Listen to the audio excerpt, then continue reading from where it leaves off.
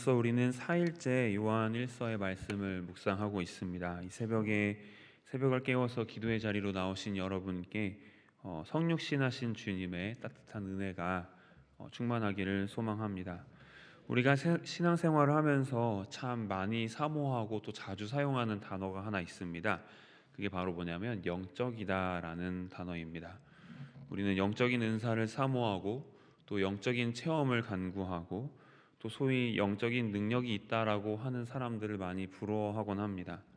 저분은 참 영적이야. 우리가 영적인 분별력을 가져야 해. 이런 말을 들을 때 여러분 어떤 이미지가 떠오르십니까?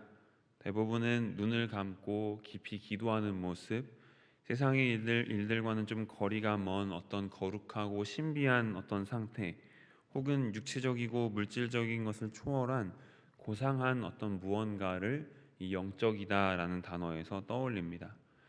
그래서 은연중에 우리는 영적인 것은 선하고 또 고상한 것, 반대로 육체적이고 일상적인 것은 세속적이고 좀 가치가 떨어지며 심지어 악한 것이다라고 하는 어떤 위험한 이분법에 빠지곤 합니다.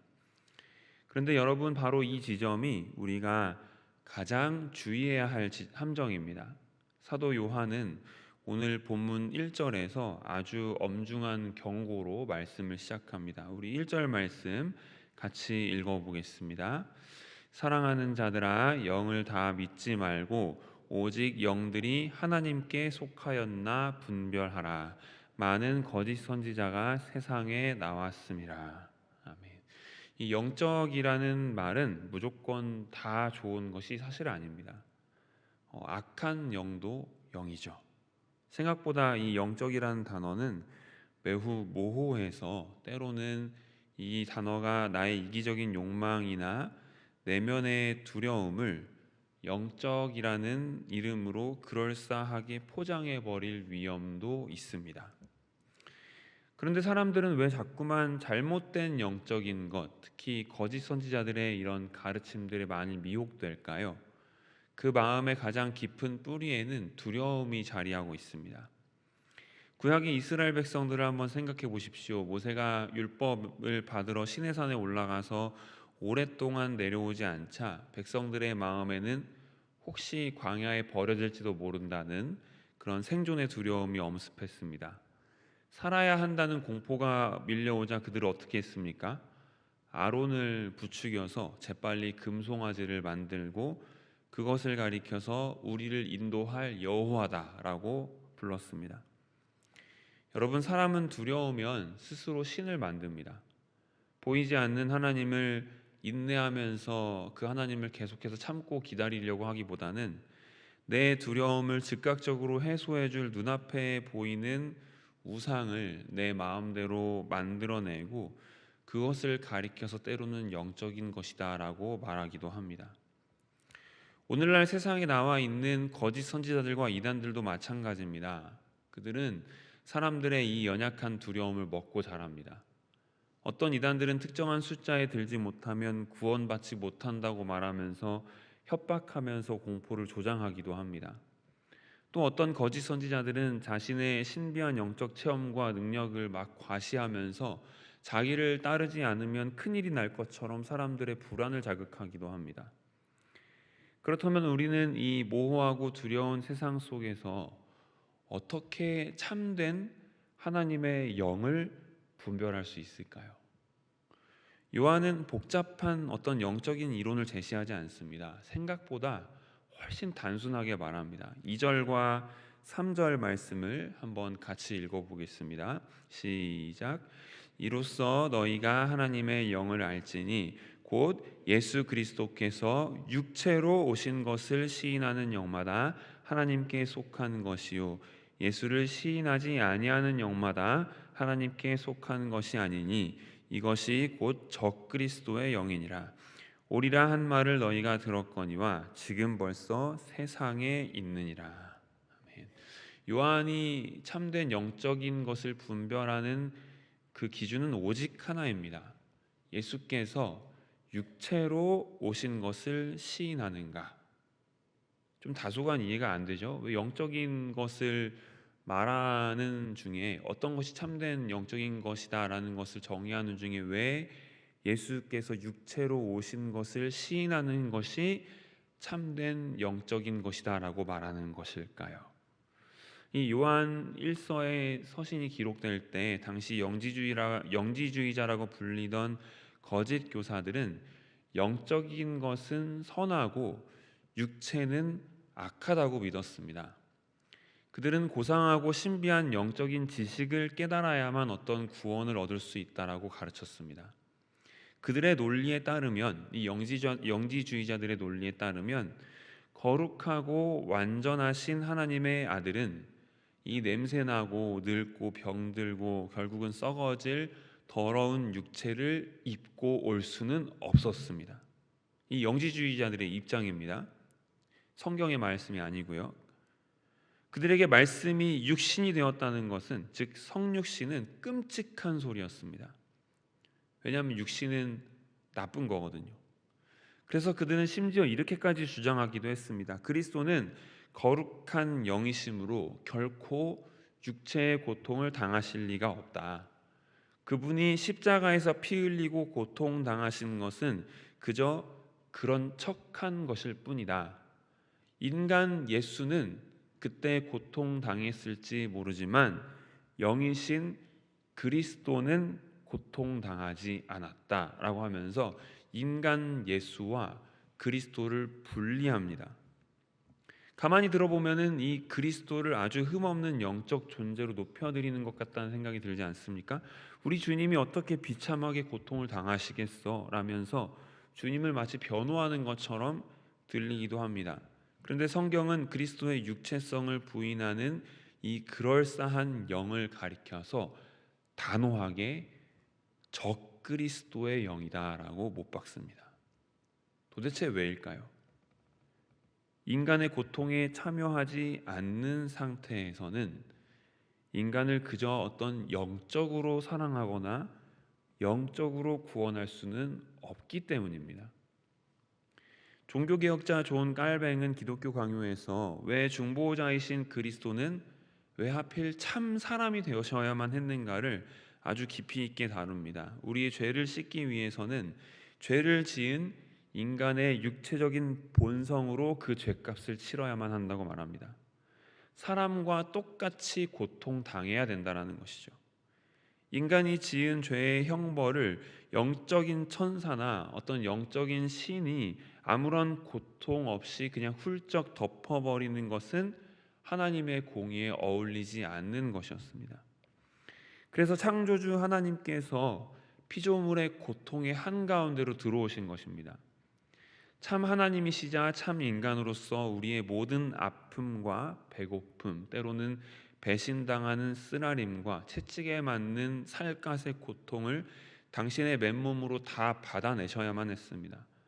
그 육체의 찢어짐과 피 흘림이 없이는 결코 하나님의 공의를 만족시킬 수 없고 인간과 하나님 사이를 잇는 다리가 놓일 수 없기 때문입니다.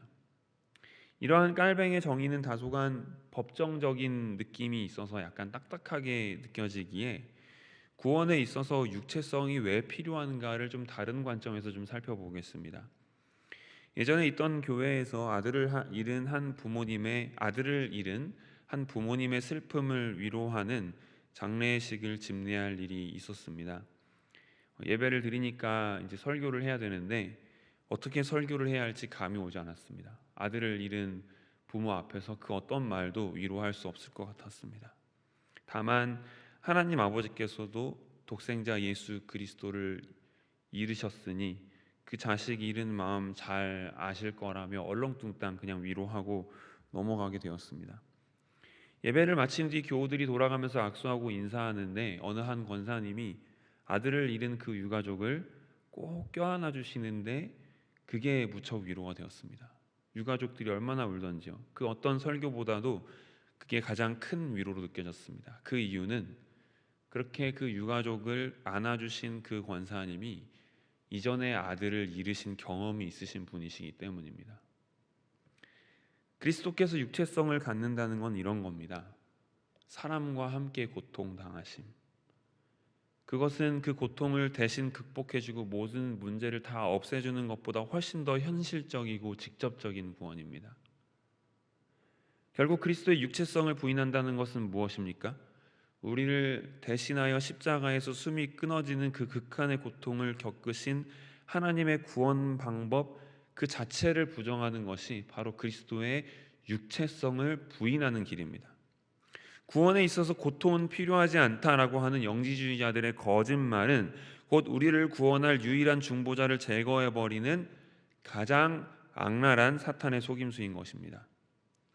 자, 여기까지 내용을 살펴보면서 한번 정리하자면 이렇습니다. 우리는 이 요한일서 안에 겉보기에는 아무런 상관없어 보이는 두 가지 거대한 주제가 흐르고 있음을 봅니다. 하나는 방금 말씀드린 그리스도께서 육체로 오셨다라는 걸 강조하는 것입니다.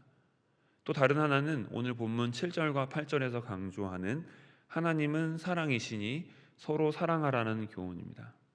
보통 우리는 이 두 가지를 좀 약간 별개의 것으로 생각하기 마련입니다. 하나는 좀 차가운 교리 같고 또 다른 하나는 좀 따뜻한 윤리 같습니다. 그런데 오늘 말씀 안에서 이 두 가지는, 즉 그리스도의 육체성과 또 하나님은 사랑이시다라는 말씀, 서로 사랑하라는 말씀, 이 두 가지는 이 오늘 말씀 안에서 완벽하게 하나로 만납니다. 왜냐하면 그리스도의 육체성을 부인하는 순간 하나님은 사랑이시다라는 말씀은 아무런 의미가 없는 빈 껍데기가 되어버리기 때문입니다. 세상에는 고상해 보이고 낭만적으로 보이지만 실상은 현실에 뿌리박지 않은 사랑이 참 많습니다. 세상의 사랑은 실제로 정말 사랑이라기보다는 사랑에 빠져있는, 뭔가 그런 사랑에 빠져있는 나 자신의 감정을 즐기는 경우들이 많습니다. 이런 현실에 뿌리박지 않는 사랑의 가장 큰 특징이 무엇인지 아십니까? 환난이 닥치면 또 책임질 일들이 생기면 인내하지 못한다는 것입니다. 현실의 시련이 찾아오고 내가 조금이라도 상처받고 손해볼 것 같은 상황이 찾아오면 여지없이 도망칩니다. 두렵기 때문입니다.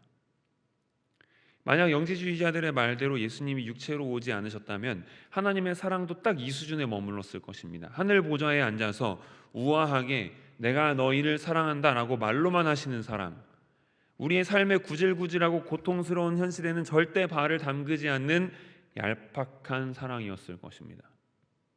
그러나 9절 말씀 보십시오. 하나님의 사랑이 우리에게 이렇게 나타난 바 되었으니 하나님이 자기의 독생자를 세상에 보내심은 그로 말미암아 우리를 살리려 하심이라. 진리의 하나님이 이 냄새나고 좁디 좁은 세상의 시공간 속으로, 우리의 아픈 현실 속으로 뚫고 들어오셨습니다. 사랑하기 때문에 우리를 살리시기 위해서 기꺼이 상처받으실 것을 감내하신 것입니다. 이것이 바로 성육신입니다. 고통을 회피하지 않고 십자가에서 자기를 철저히 부인하고 희생하신 것, 이것이 바로 현실에 뿌리박고 열매를 맺는 진짜 참 사랑입니다. 이 사랑은 바로 십자가에서 확증되었습니다. 사도 요한은 이 사랑을 머리로만 알지 않았습니다. 그는 갈릴리 해변 아침에 보았던 장면을 평생 잊지 못했을 것입니다. 예수님을 모른다고 3번이나 부인했던 그 베드로, 배신감과 죄책감으로 무너져버린 그 베드로에게 부활하신 예수님께서 찾아오셨습니다. 예수님께서 찾아오셨을 때 예수님은 환상이나 어떤 영적인 텔레파시로 이렇게 찾아오시지 않았습니다. 친히 육신을 입으시고 숯불을 피우면서 제자들에게 떡과 생선을 구워주신 예수님으로 오셨습니다. 그들의 줄인 배를 먼저 채우신 다음에 그 다음에 자신을 철저하게 배신했던 베드로에게 그 눈을 맞추면서 물으십니다. 요한의 아들 시몬아, 네가 나를 사랑하느냐? 베드로의 깊은 수치심과 고통을 아시는 주님은 당신의 찢겨진 마음의 상처를 안고서도 기어이 베드로를 다시 사랑으로 품어내십니다. 고통 가운데서도 끝끝내 사랑하기를 포기하지 않으신 분, 요한은 그 십자가의 사랑, 육체로 다가오신, 영적으로만 멀리서 말씀하시는 분이 아니라 육체로 그 고통을 다 감내하시면서 끝까지 포기하지 않고 찾아오신 그 따뜻한 구원의 현장을 곁에서 목격했던 것입니다. 이처럼 현실에 뿌리맞고 상처를 묵묵히 감내해낸 십자가의 사랑을 깊이 경험할 때 우리의 삶에는 어떤 기적이 일어납니까? 오늘 본문 18절에서는 이렇게 선언합니다. 우리 18절 말씀 같이 읽어보겠습니다. 사랑 안에 두려움이 없고 온전한 사랑이 두려움을 내쫓나니 두려움에는 형벌이 있음이라. 두려워하는 자는 사랑 안에서 온전히 이루지 못하였느니라. 아멘. 여러분, 우리가 왜 일상에서 형제자매를 온전히 사랑하지 못합니까? 왜 자꾸 계산하고 벽을 치고 자꾸 도망칩니까? 상처받을까봐 두렵기 때문입니다. 내 자존심이 좀 상할까봐, 내가 손해볼까봐, 내 마음이 아픈 일들이 생길까봐 덜컥 겁이 나기 때문입니다. 두려움이 앞서기 때문에 이스라엘 백성들처럼 참지 못하고 금송아지를 만들어내는 것입니다. 그러나 19절은 우리의 사랑이 어디서부터 출발하는지 명확하게 밝혀줍니다. 우리가 사랑함은 그가 먼저 우리를 사랑하셨습니다. 그러니까 우리가 억지로 마음을 쥐어짜서 두려움을 없애는 것이 아닙니다.